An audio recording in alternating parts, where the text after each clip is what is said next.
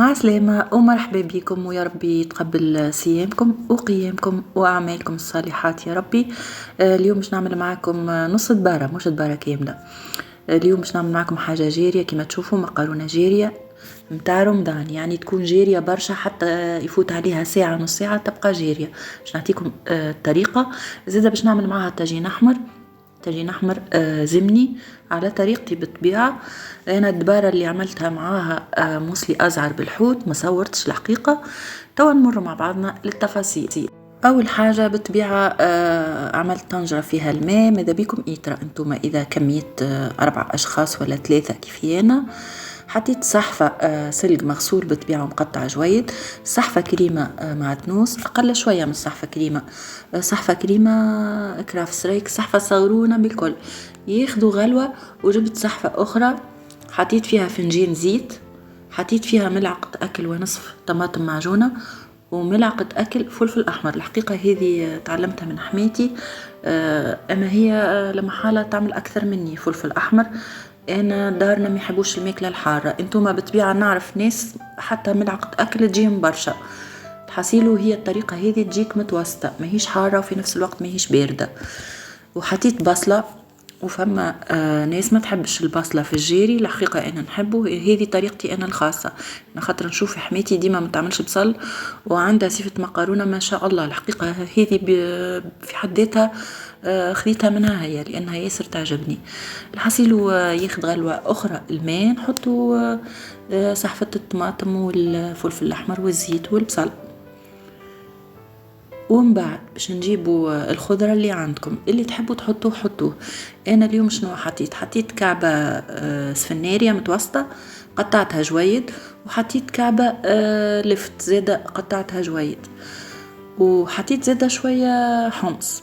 انتوما بالطبيعة كما قلت لكم الجود بالموجود واللي عندكم اعملوه.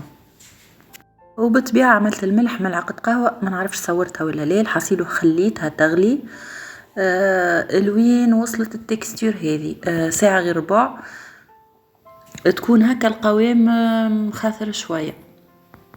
وعادي راهو باش ترموا المقارونة عادي حتى قبل نص ساعة من المغرب، ما ثم حتى مشكل راهي تخلوها ناقصة شوية تياب ما يصير لها شيء.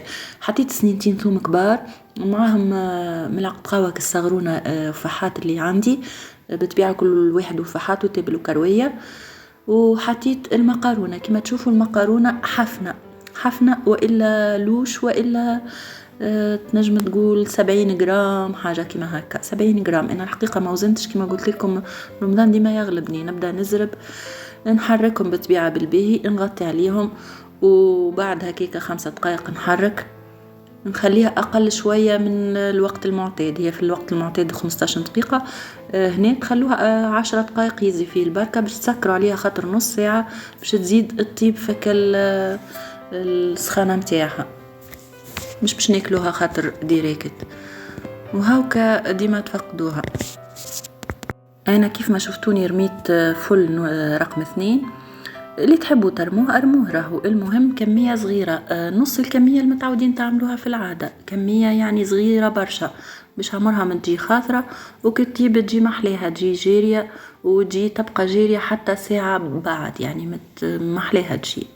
وملعقة قهوة ملح تجي معدلة ومريقلة. هذه التكستير متاعها وقت اللي صايب باش نطفي عليها. ريتو قوامها محلاه سايل محلاه ومتوسطة، ليه قوية برشا ليه خفيفة برشا، ليه حارة برشا ليه ناقصة حرورة برشا. وهنا باش نحطها في طبق التقديم. انا جيست حبيت نوريكم، ما صورتش طاولة الفطور، الحقيقة عملت بجنبها موسلي حوت، شوفوا محلاه القوام.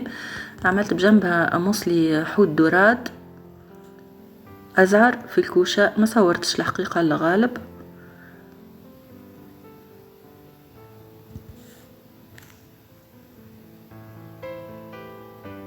وهنا عملتها بالعلوش، انا نسيت ما قلت لكمش اللحم اللي تعملوه اعملوه ساعة غير ربع راهي تشد في كل الاحوال، يعني ذاك هو الوقت.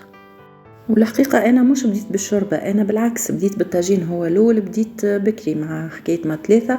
بالنسبة للطاجين انا باش نعمل ب4 بيضات، يعني بيركس صغير المتعودة نعمل به معاكم، عندي اصغر منه هاوكا باش نشوفوا مع بعضنا الحكارات. باش نعمل انا بشويه دجاج فخاد الحقيقه، نحيت له العظم.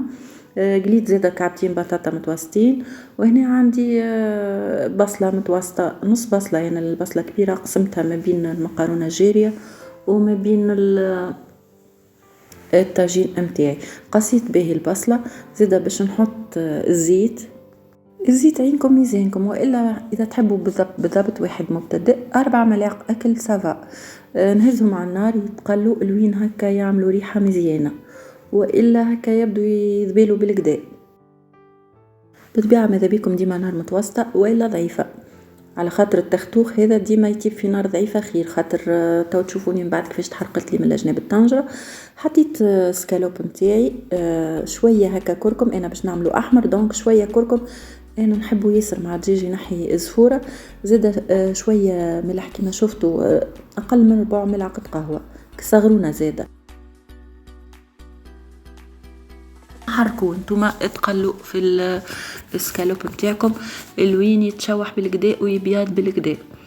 ومن بعد حطيت نصف ملعقه اكل متوسطه ماهيش الكبيره بالكل، طماطم معجونه باش نقليها. زاده هي انا تقليت الطماطم راهي تنحي اي قروسه، فما طماطم تكون قارصه، انا الحقيقه هذه نحسها قارصه وليت ديما نقليها في كل شيء. تقريبا هكا دقيقتين التقليه بالباهي. ومن بعد نمرق ما يغم، جيست ما يغم، راهو التختوخ ما يحبش ياسر طياب وقد ما تكثر له الماء قد ما يجيك ماسط. جيست هكا شفتوا ما تغمش بالباهي. واول ما مرقت بالطبيعه حطيت نصف ملعقه اكل فلفل احمر، بالطبيعه احنا نحبوه طاجين اليوم احمر.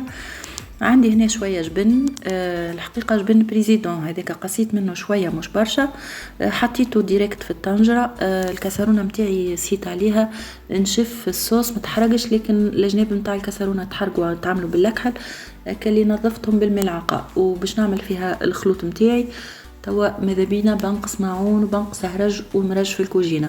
عندي 4 بيضات، عندي شويه جبن اخرين، وعندي البطاطا المقليه باش نعملهم الكل نحطهم في الطنجره ونخلط.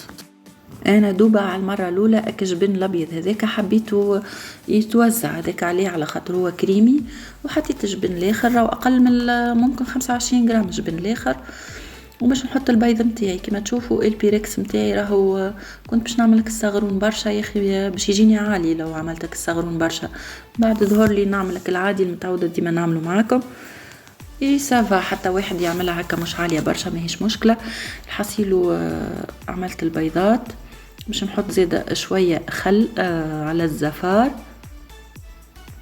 والمعدنوس بالطبيعه المعدنوس هكا حفنه صغيره، والبطاطا عينكم ميزانكم. انا عيني ميزاني كما تشوفوا ديما نحط البيض قبل على خاطر نتحكم في البيض مش نتحكم في البطاطا. وحطيت ملعقه قهوه هريسه عربي اللي عملتها معاكم قبل. الخلوط يلزم يكون هكا متوسط خاثر، اذا تعملوه جيري يجيكم الطاجين ياسر ميه ومرخوف، اذا تعملوه خاثر برشا يجيكم شايح ومش بنين.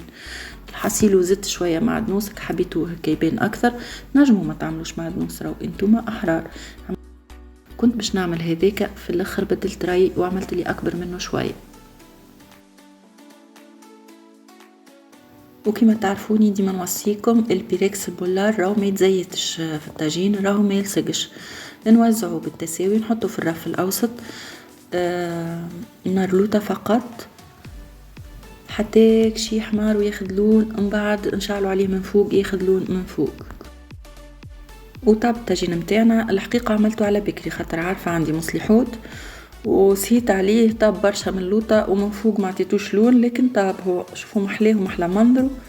الحقيقه انا ما نفضلوش على الازعر، انا عكس برشا عباد نفضل الازعر عليه، اما الحقيقه بني وكل حد وذوقه. زاد عملت خبز فطير عربي، زاد ما صورتش تو مره نصوره معاكم. عملت برشا حاجات اليوم ما نجمش نصورها حتى طولت الفطور ما صورتهاش. وهذا طاجين نحضر الحصيل ومقارونتنا حضرت. الحصيل وبدنا نودكم شهيكم ان شاء الله عجبتكم. هي فكرة دبارة كما شفتوا كسرة فطير طاجين احمر مقارونة جارية. سلطة ما عملتش اليوم، وكل نهار وقسمه ومصلي حوت. إن شاء الله عجبتكم، إلى اللقاء في أمان الله.